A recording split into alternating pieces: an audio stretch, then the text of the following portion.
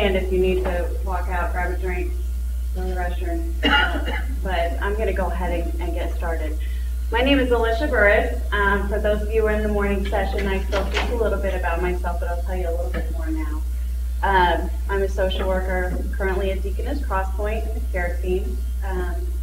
But before that, I was working as a family assistant specialist. I worked there for 5 years within the Indiana National Guard.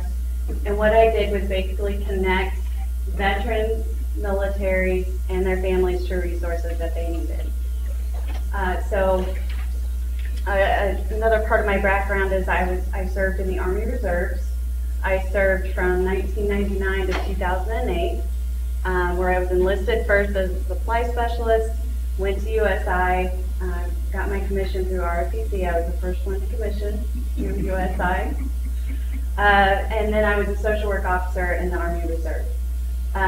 I wasn't in that long after I got my commission. My husband, who I met in 2004, or actually 2003, we got married in 2004, is also military. In fact, we met, just a quick side note, when I was in the USI ROTC program, how we met was we had a spring fest. I believe it was a spring fest out here. And he was in the 163rd Field Artillery, and I was cadet, and they brought over the howitzers, and he showed me how to shoot howitzers. Very romantic. That's how so that's our little love story. So we've been married for almost 11 years now. He is full-time active Army National Guard for the 163rd Field Artillery. He's been doing that for 15 years now. So 5 more years ago. Excited. And we have 3 kids. I said earlier we have 3 military kids, and I think I confused people. We don't have 3 kids in the military. Anytime I talk about military children, I'm talking about kids who have parents or siblings even, or guardians in the military. Those are military kids. So. But anyway, that's a little bit about my background. Today, what I'm going to be talking to you about is the issues and concerns that face our military and veteran families. Now, I'm not a subject matter expert in PTSD. I'm not a subject matter expert in mental health in veterans. What I am a subject matter expert in is being an Army wife and having a military family. So that's what I'm going to talk about, is a little bit about my experiences and my experiences working with military families. Okay. So this is the agenda that we're just going to go through. Who are military and veteran families? We'll talk a little bit about the makeup of those families, the families in our community that we may see. Alicia, could you speak up closer? Sure, absolutely. Special issues and concerns for military families and veteran families. Is that good? Everybody hear me okay? Where's Dr. Mackey's mic? It's sitting right there. I wonder if that fell on. I hope so. That may not be on.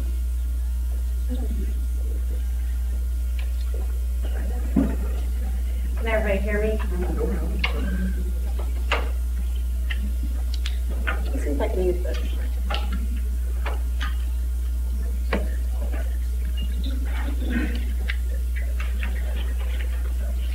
Okay. I'm soft-spoken anyway, so.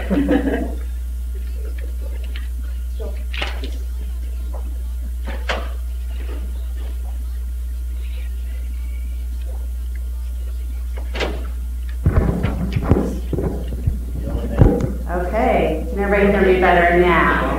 Okay, thank you. So again, we're going to be talking about special issues and concerns for military and veteran families, and then touch on a little bit about the resources that are available, and then what we can do working with military and veteran families. So who are military and veteran families? And this is my opinion. The military and veteran families not only just make up a spouse or children or parents, grandparents, it can also be friends, it can also be peer groups, because sometimes that veteran or that military member might not have family available to them. They may not live close to their family. They may live on an active duty installation. So their peers or their support groups are all that they have, and that may be their family to them.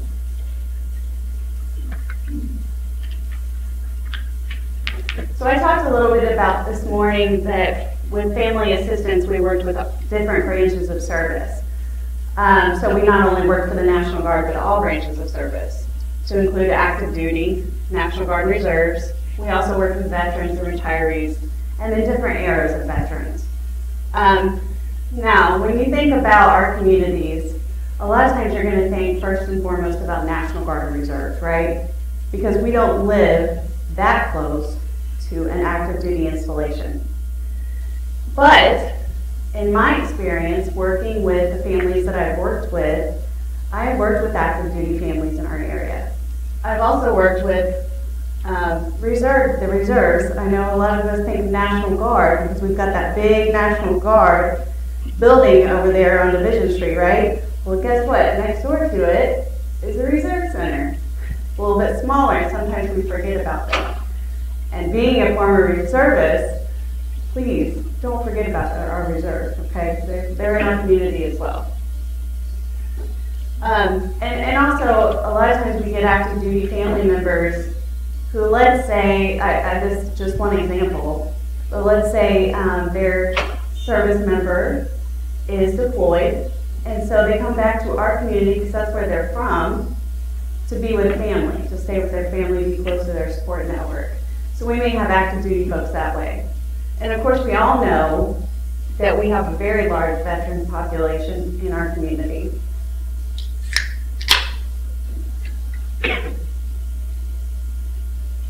Okay, so we're going to talk first about, because there's a large range of issues that I can cover when it comes to the military families and veteran families, because there's so many different types, right? You've got active duty, you've got reserve and National Guard, you've got veterans, you've got retirees. So these are the things that I'm just going to focus on today. Deployments and separations, reunification after those separations, mental health concerns, financial issues, not understanding their benefits, which we talked a little bit about that this morning when they had the group breakout sessions, where to find resources and support, and then being a caregiver. Okay. True story. I'll give you a chance to read that. That is so true when you have a family member or a service member deployed. When my husband was deployed in 2008 to Iraq, I remember every month was like the longest month in the century. I mean, it was just so long. But that last month, it drug on forever. So this is something you'll hear a lot of people say. It's like, just want them to come home. When are they going to get home? You know, I'm just so ready for this. So for deployed families of a deployed service member, there's specific issues that they may come in contact with. So suddenly a single parent. And just from a personal stance, I did have to deal with this. When my husband deployed, I had a 2-year-old and a 7-month-old, 2 boys. So my life was a chaotic mess. I went from where roles and responsibilities were shared pretty much equally between me and my spouse to being a single parent for a certain period of time. That's tough to do. It gives you a newfound respect for single parents out there. Absolutely. The appliance conspiracy theory. Let me explain this one. My mentor in family assistance told me about the appliance conspiracy theory. It is absolutely true. And what that means is that when your service member deploys, everything in the house breaks. It breaks. For us, it was the dishwasher, the water heater, the garbage disposal. Not too bad. It was when the AC went out that I was like, oh my gosh, what am I going to do? So, you know, having to deal with all those household items and repairs and everything that you didn't have to deal with before. Lack of communication or too much communication.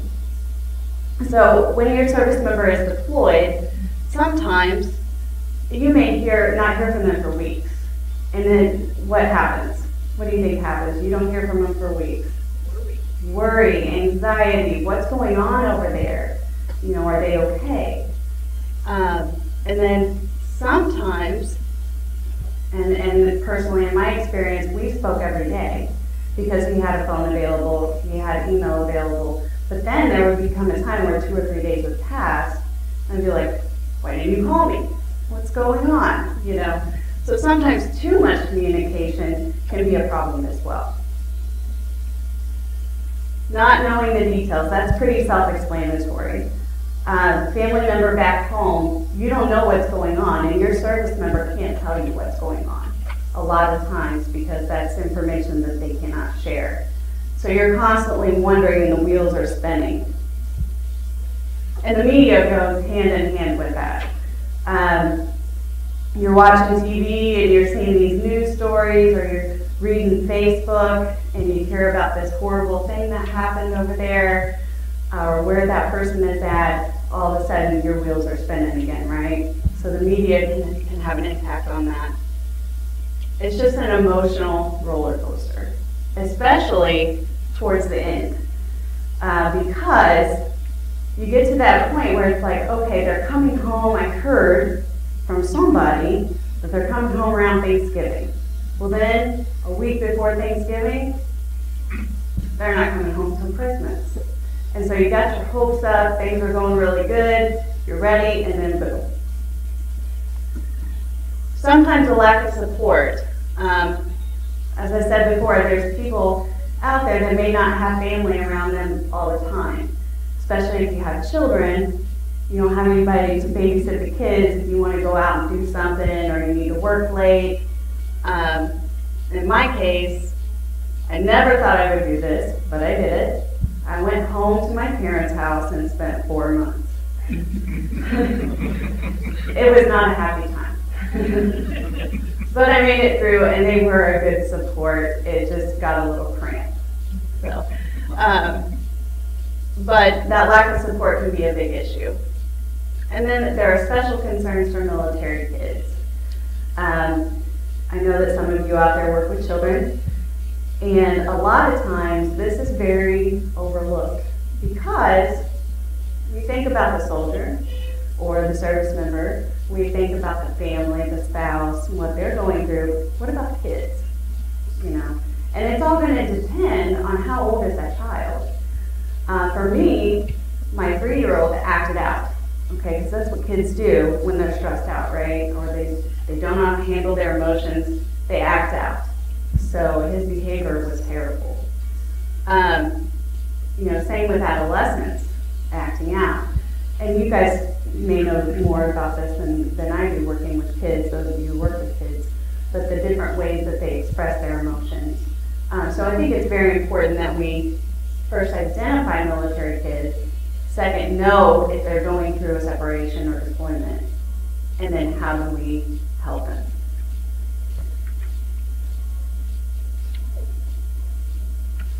So I was really glad this was brought up after the breakout sessions, that finding the right resources. That's a tough thing to do because it can be very overwhelming. We'll talk a little bit about this in a few minutes. Understanding your pay and benefits. Anybody out there had to read an LES? Leave an earnings statement? Is it easy to understand? Okay, that's our military pay stub. If you look at one of those and you're a new military family, you're like, what the heck is this? BAH, what? So just understanding what all benefits do we have now? What is TRICARE, and who do I call to know about my insurance information? Then the other thing is trying to connect with other military families can sometimes be hard, especially for our National Guard and Reserve families who we're geographically dispersed. So trying to find that common thread and trying to find those other folks who are going through the same thing you're going through.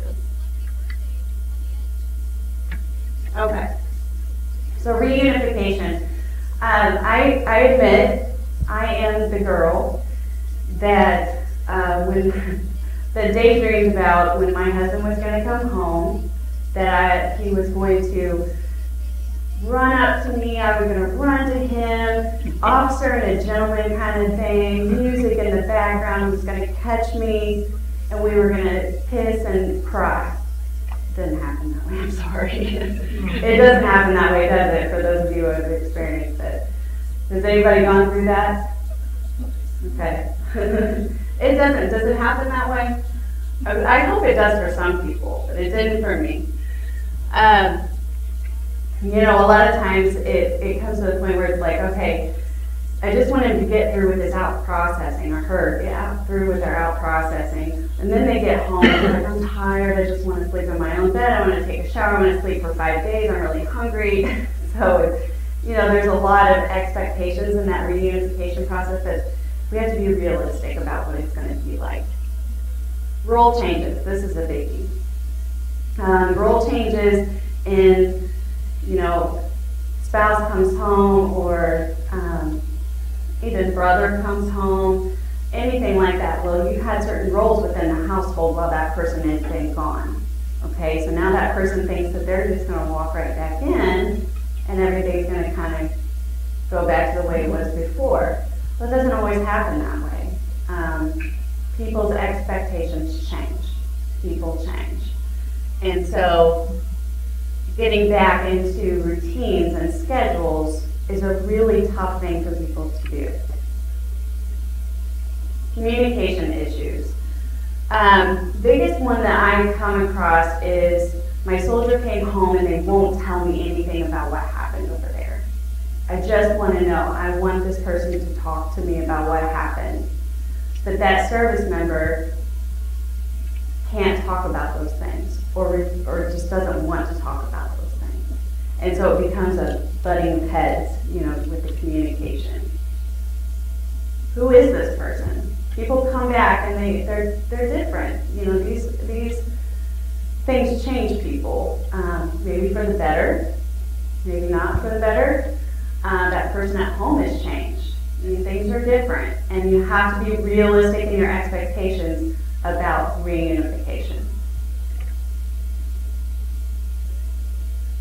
This is just a report that I came across from the Military Family Research Institute that talks about divorce. It just says that junior enlisted in 2008 were studied and found that after 15 months of deployment, almost 30% were planning divorce or separation. Divorce rates in the Marine Corps and Army have increased. And then it goes on to talk about studies of Vietnam veterans, which we'll talk about a little bit later, where caregivers, you know, stresses of being a caregiver may result in divorce or relationship issues. Okay. So veterans who have experienced deployment have shown considerable risk for TBI, PTSD, major depressive disorder, substance abuse and dependence, which we talked about that, and leaving lasting effects. Secondary effects on families, partners and children of veterans can be affected by PTSD and what is known as secondary traumatization, and they're more likely to exhibit anxiety and aggression.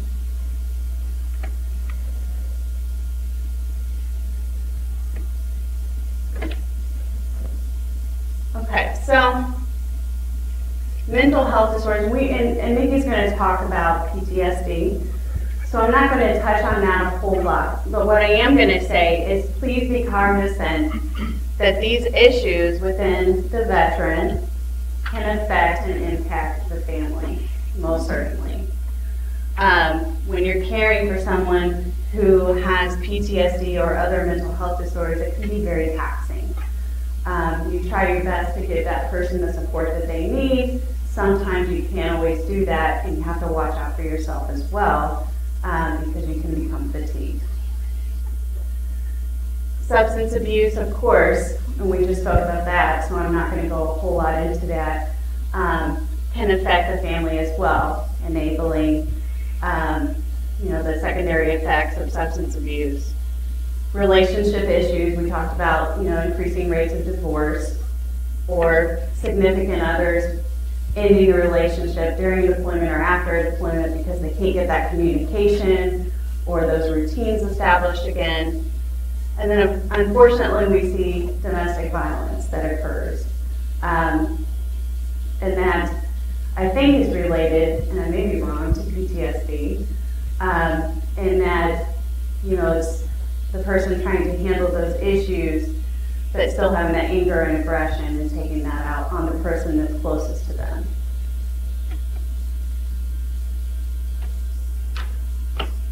Okay. So let's talk a little bit about financial issues, because as a family assistance specialist, I would say about 80 to 90% of the cases that I saw were financially related.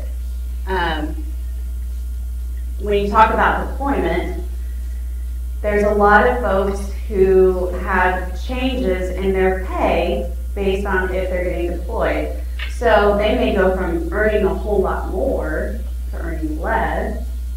And I'm telling you, it happens when people start earning more during deployment. That money gets spent on big trucks, usually, boats.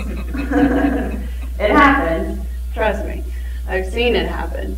And so it's learning how to manage the fluctuations in the deployment pay, or when they get back, not blowing all that money on things. But there, fortunately, are resources for them as financial counselors and things like that through the military that they can take use of. National Guard Reserve concerns. A lot of the folks that I saw were, of course, National Guard. And the biggest thing that I saw was National Guard folks who they only worked during drill weekend. That was their only job. So they didn't have a civilian job, or they were looking, they couldn't find something, they didn't understand how to translate their military skills into the civilian world. I saw homeless National Guard folks. It happens, it really does, because they are dealing with other things out there in the civilian world, and that impacts them and it impacts their family, of course. So I think that it's important to note that National Guard and Reserve folks do have those other needs because they're not getting active duty pay. They're not in a full-time job. For our veterans, what happens after the military? I mentioned that a lot of people don't know how to translate their military skills and what they did in the military. They were infantry or artillery, or they were transportation. Sometimes they don't understand how to use those skills and build a good resume or find a job that's based on those skill sets. And a lot of times after the military, they think, what am I supposed to do now? I've been doing this for 20 years. What am I supposed to do now? This is all I've ever known. And so employment becomes a big issue, and financial concerns arise from that, affecting the family. Veteran homelessness, I spoke a little bit about that. And I know sometimes when we think about veteran homelessness, we think of a single veteran, but there are veteran families that are homeless as well. Folks in the room know that. They see it on a daily basis, I'm sure. So that not only affect the veteran, it can affect the family as well. And then mental health and medical issues can cause financial strain. As far as if they don't have coverage through the VA, if they don't have TRICARE, National Guard and Reserve can get TRICARE, the military insurance, but a lot of them don't want to choose to do that because they have to pay out of pocket for a premium for that. So they may not be eligible for the VA yet, so they don't have insurance coverage.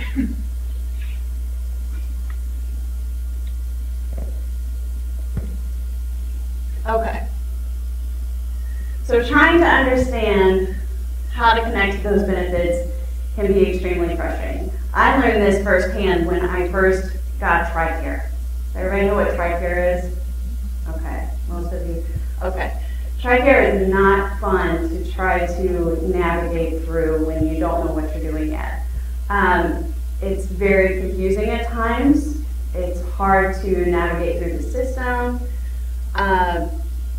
And I'm sure that it's that way with other veteran benefits. But TRICARE is just the example that I know to use because I've used that primarily for my family. But just trying to connect to those can be very frustrating when you don't know what you're doing yet. Knowing what benefits are available and which ones are appropriate can be very confusing. We talked about that this morning for those of you who were here. The veterans voiced their opinion that they felt that sometimes they feel overwhelmed with all these options. You know, you go into a service provider and they say, well, here's this, and this. Here's all the phone numbers. Now go. And that person's like, whoa, well, I'm not gonna do this. This is too much time. This is too much. You know, so they get overwhelmed or they get confused. So I think it's really important, like we said this morning, to kind of break those things down one thing at a time, prioritize when you're working with the families. Because a lot of this falls on the families, right? You may be working with a veteran or you may be working with a service member, but that family, if they're right beside them, they're the ones taking it all in, at least in my experience. I know when I did an RSD briefing, which is new warriors coming into the National Guard. And the families would come to these briefings. And the National Guard service member, God bless their hearts, would sit there like this. And the families would be like, writing everything down, taking it all in. So sometimes those families, it's really good to get those families involved in the benefits and the resources available. Okay. There may be a lack of resources. Rural communities can attest to this. Yes, Evansville is big. We have a lot of great resources here, but there are some communities in our region that don't have those resources right there to where the veteran and the family can access them. They may not have transportation. They may not have the financial means to travel to get to those resources. So that's one issue. And then getting past stigma. We talked a little bit about this, but a lot of the folks that I would see would come in and say, I've never had to do this before, ask for help.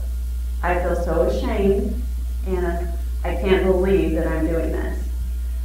And I think that's the military way. The military way is you take care of yourself, you do what you gotta do, excuse my language, you embrace the suck, and you get moving. And so there's a real stigma attached to walking into a service provider and asking for help, because you should already know how to do that, right? Well, all of us need help, and sometimes it's hard to ask for help for all of us, but for the military culture, it's extremely difficult.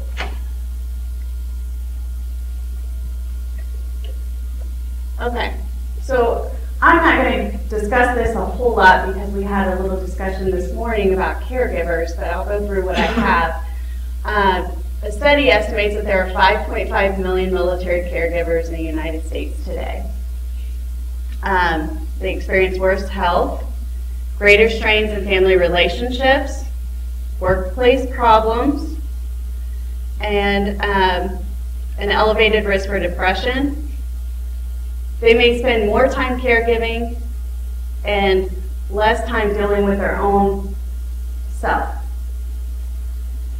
So then they may suffer from symptoms of depression, anxiety, and things like that because they're focused so much on caregiving for that veteran or that military member that they forget about taking care of themselves. Right?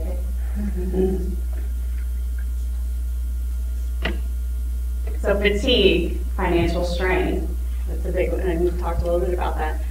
Mental health concerns for caregivers, and sometimes a lack of support. But we learned this morning that the VA has a wonderful program for caregivers. in those rural areas, or you can't get to the VA, or you can't get through to those programs, there's a lack of support. Okay. So I talked about issues and concerns, and those are just a small snapshot of some of the issues and concerns that our families face. But what I want to talk about now is, okay, so what's out there? What do we do for them? The first thing for deployment, has anybody heard of the Yellow Ribbon program? Few of you, good, good. The Yellow Ribbon program is based on a program that follows a family through deployment. So they have briefings before the deployment happens, they have briefings in the middle of the deployment, and they have briefings afterwards during the reunification process, and then 60 to 90 days after that. So that's a really great program that helps that family understand their benefits, understand the concerns and issues that they may face during the deployment cycle. And as far as, there's one other thing, I'm sorry, I lost my train of thought. Oh, and then there's family assistance, which we also do, and this is just for the National Guard, but the family assistance centers focus on deployment or wellness calls. They do those every 30 days for families who have a National Guard soldier currently deployed. It's actually mandated by National Guard Bureau that they reach out to those families every 30 days. Sometimes they're hard to get a hold of, but we keep trying. Family assistance centers can be a great deployment resource because they can get the family involved with resources and in the community connections that can be made. And they can also, if they're in the National Guard, get them hooked up with family readiness groups, which are support groups for military families. Military One Source, anybody heard of that? Yeah. Military One Source, great resource. They've got a website that you can go to and get all kinds of information on pretty much any topic that's related to the military you can think of. They also offer free counseling sessions with a local provider for military members currently serving and their dependents. American Red Cross, they do the emergency messaging system thing that they do. If there's an emergency back home, then they can get that message to the service member who is deployed to see if they can get them back home. They also have financial assistance, and they also have a great program they're doing pretty soon is military kid backpacks, the backpack program. Love that program. They fill backpacks with all kinds of school supplies, and then they hand them out to military kids. Doesn't matter what branch, doesn't matter. I think this year they changed it to where they could be a veteran, the child of a veteran as well. So that's a really cool program. And then for the National Guard, I know a lot of this is National Guard.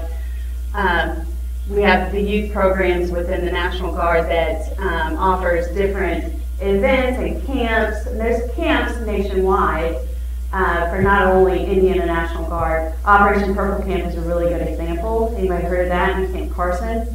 Yeah, that's awesome. And it's for any branch of service, military kids. They have several different programs that they do throughout the summer, so not just one, but I think they have 2 or maybe even 3 camps that they do through the summer that are for military kids.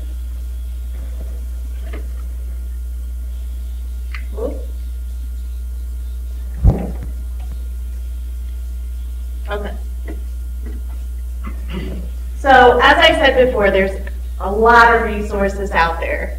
There's local community resources, which every community is going to be different in what they offer. There's state resources, and then of course there's national resources.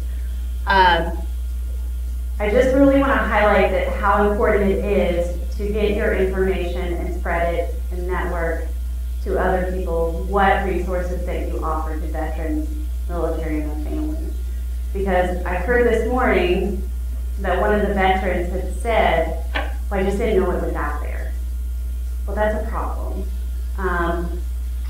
So how can we fix that problem? Is by spreading the word, networking with each other, sharing our resources, getting those out there.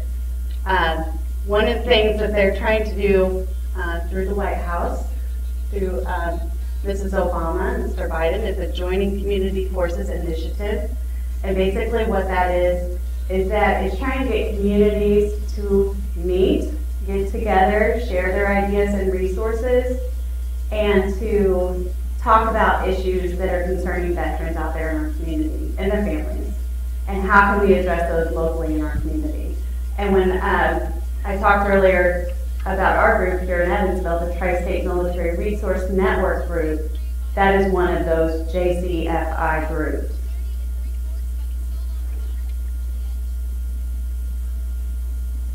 Mental health and counseling resources, of course, there's the VA, the Vet Center, Military One Source I talked about. STAR Behavioral Health Providers, anybody familiar with that? Anybody a STAR Behavioral Health Provider? Okay, great. This is also through Military Family Research Institute. They have trainings available where you can learn about military culture and how to work with military folks clinically. And so then you can get on, and please, tell me if I'm wrong on this, but you can get on a registry, and on that registry it'll show that you are trained in those tiers, what they call tiers, tier 1, 2, and 3. And so then veterans who are seeking counseling can get on those registries and see who is a STAR behavioral health provider. Did I get that right? Okay. TRICARE providers, for those who are eligible, there is TRICARE behavioral health, but that's not eligible. Not everybody's eligible for TRICARE when we're talking about veterans. Military Family Life Consultants, that's National Guard. They have counselors that can do free sessions with military folks, current military, and they can travel or do phone counseling sessions. Those are more problem-solving type of things. Okay. So financial resources. The Indiana Department of Veterans Affairs has the Military Family Relief Fund, which is a grant where a veteran can get up to $2,500. And this can be used for any type of necessity, such as rent, utilities, trying to think, car repairs, things like that. They have to be post 9/11. No, I'm thinking. I know the one has changed. So if anybody tells me I'm wrong, then you're good. But post 9/11 veterans. Okay. And we've got the VFWs, of course, that provide financial assistance. American Legion provides financial assistance for those with dependents in the home. Volunteers of America, supportive services for veterans and families with housing issues. Local resources, of course, we can use Trustee, CAPE, Catholic Charities, St. Vincent de Paul, those sorts of things. Okay. So how can we connect veteran and military families to their benefits? Through the VA, county veteran service officers. Those are very important people because there's one in each county, and what they do is they can basically help that veteran and their family understand what benefits are available to them and how to fill out the paperwork and do the steps necessary to get those benefits. Of course, Family Assistance Centers is up there again. Veteran organizations, UV, USI. We have employment coordinators through the National Guard, but they work with all branches, veterans and dependents, or not dependents, but the family members. And we have one actually in the Evansville National Guard Armory, Brian Russellberg, who helps connect veterans with veteran-friendly companies. So people looking to hire veterans, he connects them with those jobs. Helps them with their resume, interview skills, that kind of thing.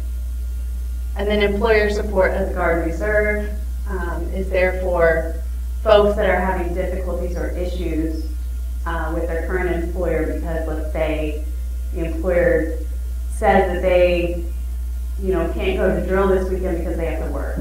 Well, underneath Sarah, they can't do that. So employer support in the Guard and Reserve is like a liaison between the employer and the Guard and Reserve member.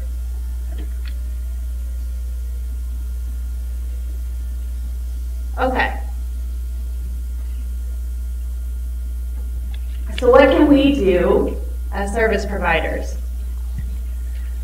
Educate, educate, educate, definitely. Know what's this veteran's background?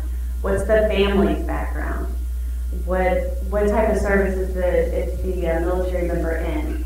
What was their rank? You know, questions, ask questions. Find out about their military history. That's going to help you connect with them and understand where they're coming from as far as their military service.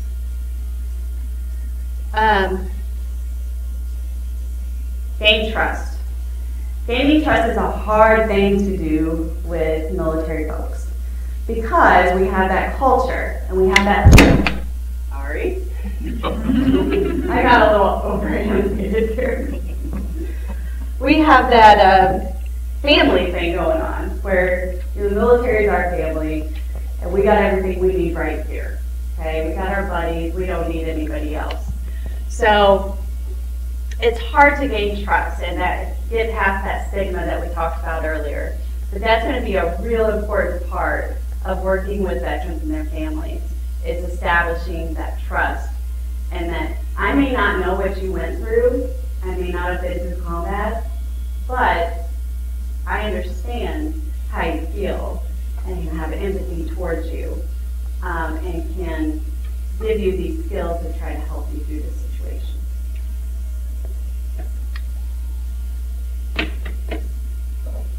Okay, so just understanding the specific needs and challenges, which we just talked about, all those issues and concerns, and there's plenty more. But, just trying to keep those in the back of your mind. Learn about the resources that are available so that you can connect your families with those resources.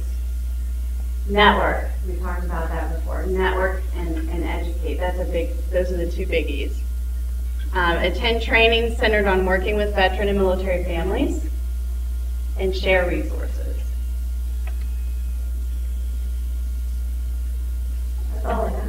You have questions for me? Yes, ma'am. The Vandenberg County Veteran Service Office. Paul DuPont. You're welcome. What's that? I like that one, okay. Anybody else have any questions for me? I left time. Yes. The veterans, just to make sure they're getting all their services, shouldn't they make sure they register their DD 214 at their county? Just for. That's a good idea. I like that idea. Well, they've got 4 copies because the personal's number 4. Yeah. So I'm kind of wondering why they don't already send one to the county for you. Okay. Or So you. Anybody know? They do when you retire. When I retired from the Air Force, Yeah. sorry, Alicia, when you retire from the Air Force, when you go to finalize your DD 214, it's on there. There's a check mark that you can check it, and it will go to wherever it is in your state capital or it's supposed to, and wherever you intend to retire, what state it will go. Is that just retire though, but not just after 4? I'm sorry? Not just after 4? I don't know. I know for me in the Air Force, when I retired 2 years ago, it said, which state do you intend to retire in? I put Indiana, I just checked the box, and it should be somewhere here in Indiana. Yeah. And honestly, I'm not sure if that's what happens, if that's just for retirees. That'd be a good question to ask your veteran service officer.